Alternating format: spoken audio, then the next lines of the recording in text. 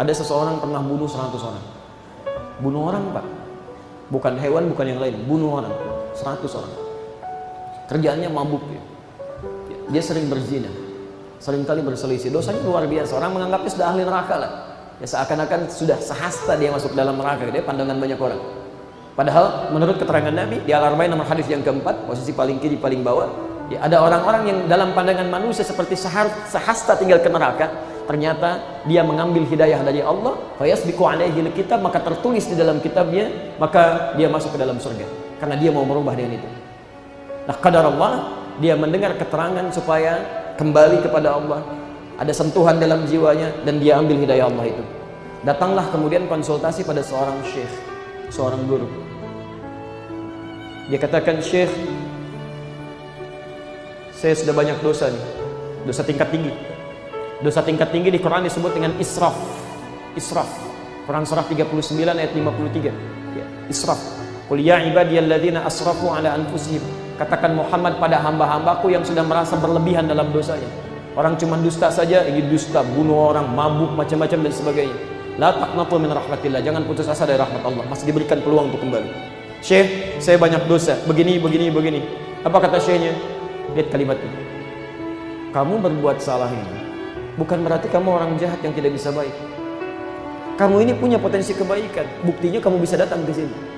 Yang membuat kamu kurang baik ini karena lingkungan kamu yang tidak bagus, yang menjauhkan diri kamu kepada Allah Subhanahu wa taala. Mulai sekarang berhijrah." Kalimat ini, hijrah. Hijrah. Apa artinya hijrah? Bukan. Hijrah bukan pindah. Kalau cuma pindah, orang Arab menyebutnya intiqal. Intiqal itu pindah. Hijrah itu berpindah pada satu keadaan yang lebih mendekatkan kita pada Allah Subhanahu wa taala. Lebih dekat dengan Allah. Kalau antum cuma pindah, antum bisa pindah, tapi belum tentu kepindahan Anda mendekatkan diri Anda dengan Allah. Anda kerja misalnya kan, sekarang salary-nya bisa $1.000. Ada tawaran $5.000.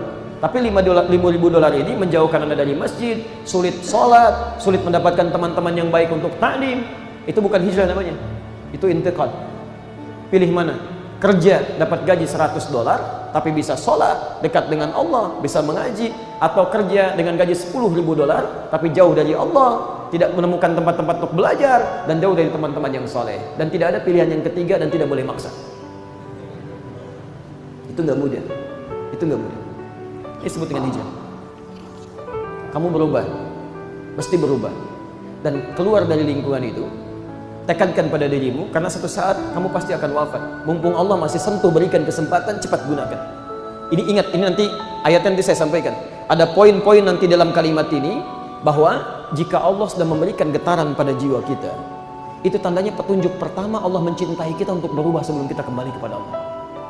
Allah itu punya sifat sayang luar biasa. Nggak akan dibiarkan seorang hamba pulang untuk masuk ke dalam neraka, kecuali memang hambanya yang pengen. Nggak ada yang dibiarkan. Selama nyawanya masih ada dalam jasadnya, belum sampai ke kerongkongannya, pasti akan diberi petunjuk. Saya beri gambaran pada Anda. Firaun saja, manusia paling jahat, mengaku Tuhan. Tuhan, ana rabbukumul a'la. Bunuh banyak orang. Bahkan ada bayi baru lahir sudah dibunuh. Quran surah kedua ayat ke-49. Yadzabbihuna abna'akum. Bunuh orang, mengaku Tuhan. Perbuatannya zalim luar biasa.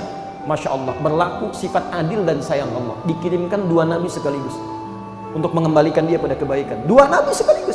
Quran surah ke-20 ayat 43. Ya. Idhaba ila fir'auna innahu tagha. Musa dan Harun pergi ke Firaun. Itu sudah mulai menyimpang dia. Supaya diluruskan lagi. Satu manusia ini 2 nabi. Kita sampai hari kiamat 1 nabi, nggak pernah lihat lagi. Ini 1 orang nih 2 nabi. Saking ini Allah kembali. Jadi nggak ada manusia-manusia yang merasa larut dalam kesalahan yang tidak diberi kesempatan untuk berubah. Dan orang baik sekalipun jangan dikira soleh dalam pandangan Allah. Anda lihat saya sekarang mungkin, jangan dikira baik menurut Allah, belum tentu saya baik menurut Allah. Mungkin menurut Allah, ya Adi, kamu masih banyak kesalahannya, cuman aib kamu saya tutup supaya orang nggak melihat itu. Bertakwalah kepada Allah. Ya, sekurus-kurusnya ikan mesti ada dagingnya, dan segemuk-gemuknya ikan belum tentu nggak ada tulangnya. Ya. Di teman-teman sekalian, jika Anda pernah larut dalam kesalahan, selalu ada waktu untuk berubah, termasuk saat ini. Jangan merasa pesimis dan kita bertarung dengan kematian. Kalau Anda tidak berubah sekarang, maka maut bisa datang lebih cepat dari apa yang Anda duga. Itu konsepnya di Quran surah ke-67 ayat yang kedua. Walladzi khalaqal mauta wal haya liyabluwakum ayyukum. Sekarang perhatikan kalimat Qurannya sebentar, saya lompat sedikit. Walladzi khalaqal mauta wal haya. Dialah Allah yang menciptakan kematian, maut dan kehidupan, hayat. Maut duluan, kemudian hayat. Saya mau tanya sebentar. Lihat ayat ini ya. Kalau dalam kehidupan itu meninggal dulu baru hidup atau hidup dulu baru meninggal? Halo, lihat ayatnya. Meninggal dulu baru. Bapak kemarin meninggal, sekarang hidup. Masya Allah, Bapak siapa ya? Baik. Tapi normalnya itu hidup dulu. Dia normal, baru meninggal. Jelas? Tapi ayat ini mendahulukan kematian, baru kehidupan. Ini cara bacanya menggunakan ilmu balaghah namanya. Rumusnya at-taqdim wa ta'khir. Ada sesuatu yang diawalkan, sesuatu yang diakhirkan. Kalau ada kalimat seperti ini, perhatikan cara membacanya. Kalau ada yang ditakhirkan, diakhirkan, ini menunjukkan kecenderungan objek yang diturunkan ayat kepadanya. Jadi umumnya manusia kecenderungannya itu ingin selalu hidup lebih lama di akhir. Hampir tidak ada orang yang mau merasakan kematian cepat-cepat. Hampir tidak ada orang yang ingin meninggal lebih cepat. Semuanya pasti ingin hidup lebih lama, ingin hidup lebih lama, ingin meningkatkan amalan. Ingin meningkat 5 menit lagi. Ada. Masya Allah. Ada yang mengatakan, pernah saya tanya di Bekasi, mau meninggal 5 menit lagi? Siap Ustaz, asal dijamin masuk surga. Masya Allah, nggak ada jaminan. Jadi Anda bisa berharap, harap hidup untuk selamanya. Barangkali maut datang lebih cepat dari apa yang tidak Anda duga. Anda keluar dari masjid ini, masuk ke dalam mobil, siap meningkatkan amal soleh. Begitu masuk pintu mobil, bismillah, keluar malaikat maut. Assalamualaikum, pulang. Karena itu kenapa maut didahulukan untuk memberikan penegasan kepada kita. Hei, kamu yang masih menunda-nunda taubat, kamu yang masih menunda-nunda untuk berhijrah, untuk kembali kepada Allah, mengikuti tuntunan Rasulullah, jangan banyak mikir. Siapa tahu kebanyakan mikir, maut datang lebih cepat dari apa yang kamu pikirkan. Ustaz, kalau yang itu mungkin sih, udah sepuh begitu, rambutnya putih, udah bau tanah kayaknya. Yang itu bau tanah, Anda bau kuburan. Poin. Lihat ini. Makanya ketika Allah menampilkan ini, tujuan akhirnya dia bluwakum ayyukum ahsanu amala, supaya menguji siapa orang mau berubah meningkatkan amal-amal kebaikan. Maka orang ini termasuk yang mau berubah. Dia yakin bahwa Allah tidak akan menyanyiakan hambanya. Maka dia bertekad, dia beristighfar, dia bertobat kepada Allah. Tolong ingat betul ya rumus tobat ini, ingat betul. Dan ini yang mempercepat Anda mengantarkan ke surga. Makanya kalimat ini disandingkan langsung dengan surga. Jadi kalau antum pengen cepat ke surga, ini ada rumus dalam Quran, surah ke-3 ayat 133, posisi paling kanan sebelah atas. Wasari'u ila maghfiratin min rabbikum. Wasari'u ila maghfirah, dan bergegaslah Anda untuk selalu bertobat kepada Allah. Istighfar. Istighfar. Nabi dalam sehari 100 kali istighfar. Padahal beliau dijaga dari kesalahan. Nabi, Rasul dijamin masuk surga, dijaga dari kesalahan, surga tingkat tinggi, hisabnya nggak ada, masih beristighfar minimal 100 kali sebelum tidurnya. Antum bukan Nabi, bukan Rasul, surga belum jelas sampai dengan subuh ini, amalan masih berantakan, hisab masih menegangkan, Masya Allah, nggak mau istighfar. Kembalikan ya, wasari'u ila maghfirah, bergegas untuk istighfar, terus segerakan. Wa jannatin arduha samawati wal ard. Kalau Anda sudah beristighfar, Allah gugurkan dosa-dosanya seketika. Jadi kalau Anda istighfar misalnya, istighfar, taubat Anda kepada Allah, taubatnya benar, Allahu Akbar. Begitu Anda selesai taubat, tiba-tiba Anda misalnya mengerjakan satu amalan, padahal belum sempurna amalan itu. Ya Allah, saya mau baca Quran. Belum baca Quran, baru diambil mushaf ya. Taubatnya menggugurkan semua dosanya, ngambil mushaf sudah niatnya dihitung sebagai pahala. Meninggal seketika misal, wa jannatin, surga bagi orang ini. Orang ini bunuh 100 orang, mabuk, minum, zina, macam-macam, dia taubat kepada Allah. Seketika dia ingin berubah, diikuti nasihat Syekh tadi, dia berangkat ke majlis ilmu yang ditunjukkan, pergi ke Syekh itu belajar. Begitu dia berangkat melangkahkan kakinya, Masya Allah, di pertengahan dia meninggal, padahal belum sampai ke majlis. Ketika dia meninggal dunia, turun berita, dakhalal jannah, masuk surga orang ini, masuk surga.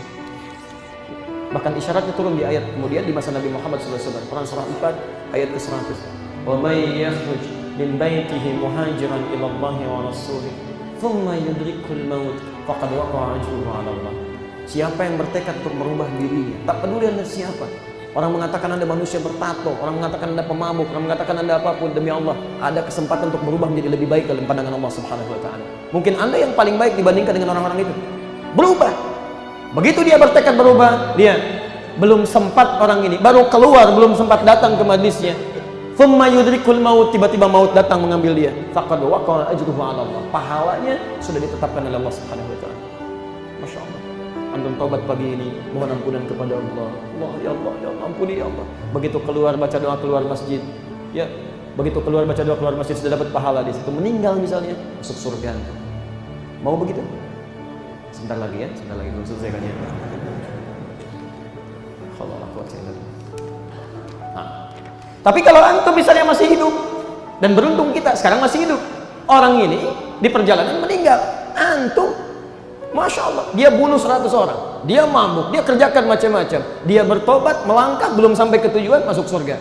Antum pernah bunuh 100 orang? Belum pernah bunuh orang.